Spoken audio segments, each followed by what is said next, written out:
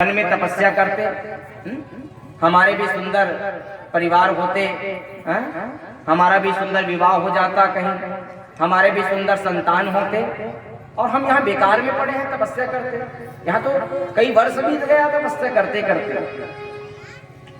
जैसे ही करदम जी के मन में बात आया, भगवान तो मन की बात जानने वाले हैं।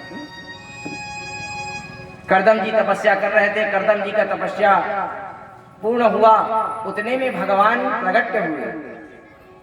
जैसे भगवान प्रकट हुए, करदम जी से कहने लगे, मंगो करदम जी तुम्हें क्या चाहिए? तुम्हें क्या चाहिए करदम जी? करदम जी जब भगवान के दर्शन किए, करदम जी कहने लगे, प्रभु मुझे कुछ नहीं चाहिए, बस इस चक्षु से मैं आपका दर्शन कर रहा हूं प्रभु, यही मेरे लिए बहुत है। मेरे भाई बहन, मंदिर तो जाते हैं हम, भगवान के दर्शन करने के लिए मंदिर जाते हैं, और मंदिर जाते ही हम क्या करते हैं, पूरा लिस्ट भगवान के सामने लगा देते हैं। पूरा लिस्ट भगवान के सामने हम लगा देते हैं, पूरा लिस्ट ही भगवान के सामने हम रख देते हैं कि प्रभु मुझे ये दे दो, मुझे संतान दे दो, मुझे पुत्र दे दो, मुझे धन दे दो। पूरा लिस्ट हम भगवान के सामने रख देते हैं, और भगवान कहते हैं देखो मैं देने में कभी मना नहीं करता। भगवान कहते हैं मैं कभी देने में मना नहीं करता, लेकिन हमको ही मांगना नहीं आता ना। भगवान के सामने जाकर के क्या मांगे हम? हमको मांगना नहीं आता भगवान के सामने, हमको ही मांगने का तरीका नहीं आता, हमको ही मांगने का तरीका नहीं आता, वरना तेरे दर से कोई खाली नहीं जाता। हमको ही मांगने का तरीका नहीं आता है। भगवान से हम जाकर के क्या मांगे? भगवान से हम जाकर के संसार की नाश्यवान चीज को मांगते रहते हैं, वस्तुओं को मांगते रहते हैं। कोई कहता है प्रभु मुझे धन दे दो, कोई कहता है प्रभु जी मुझे संतान दे दो, जो एक दिन नष्ट हो जाना है। जो हम मांग रहे हैं ना भगवान से, वो सब एक दिन नष्ट हो जाना है मेरे भाई बहन। उसको हम भगवान के सामने मांगते हैं। भगवान कहते हैं मैं कभी देने से मना नहीं करता, मैं कभी देने से मना नहीं करता, लेकिन तुम ढंग से मांगो तो सही। अरे तुमको मांगना भी नहीं आता, क्या मांगना चाहिए भगवान से? मेरे भाई बहन, कभी भी भगवान के पास जाएं तो संसार की चीजें ना मांगे। भगवान कहते हैं अरे मेरे पास आते हो तो मेरे को ही क्यों नहीं मांग लेते?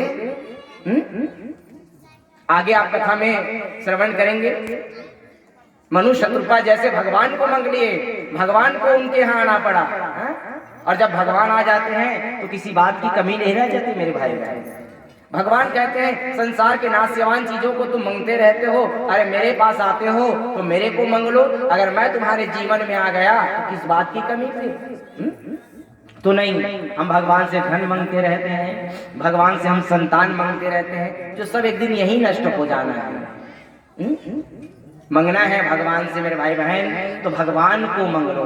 भगवान अगर आपके जीवन में आ गया तो किसी भी वस्तु की कमी नहीं रह जाएगी। फिर तो लक्ष्मी लोट लगाएंगे अगर भगवान आ जाते हैं। तो करदम जी से कहने लगे, मंगो करदम जी तुम्हें क्या चाहिए, तुम्हें क्या इच्छा है? जैसे ही करदम जी को बोले भगवान, करदम जी हाथ जोड़ लिए, प्रभु मैं क्या मांगू आपसे? मुझे किसी वस्तु की कोई इच्छा नहीं है प्रभु, मैं तो बस मेरा जीवन धन्य हो गया कि आप मुझे इस चक्षु से मुझे दर्शन दे रहे हो, मैं इस नेत्र से आपका दर्शन कर पा रहा हूं, मेरा तो जीवन धन्य हो गया प्रभु। बोले करदम जी तुम भले ही मत मांगो, लेकिन हम तो समझ चुके हैं तुम्हारे मन में क्या हो रहा है। बोले क्या प्रभु? बोले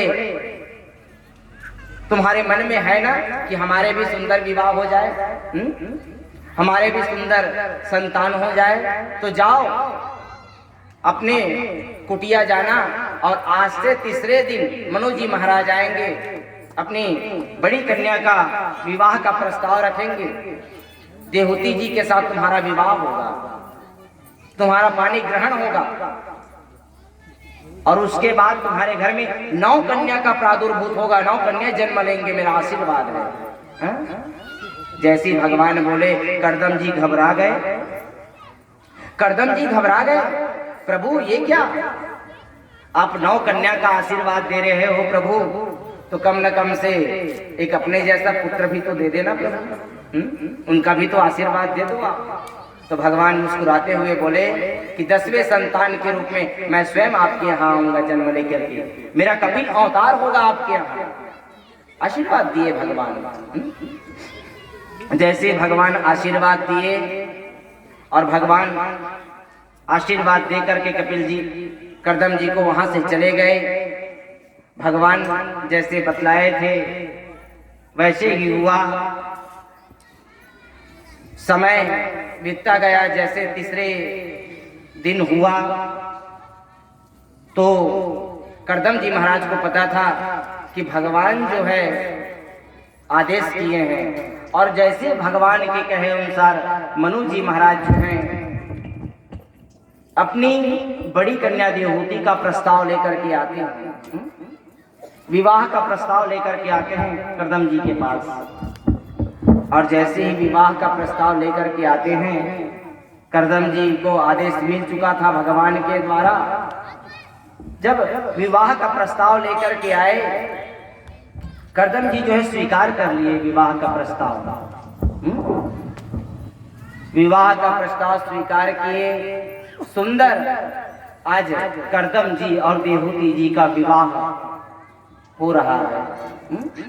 जैसे ही विवाह हो रहा है, जैसे ही विवाह हुआ तो वहाँ सुंदर मनु जी महाराज जो हैं अपनी पुत्री देहूती को कहने लगे, पुत्री देख बेटी, आज से तू पराए घर में जा रही है,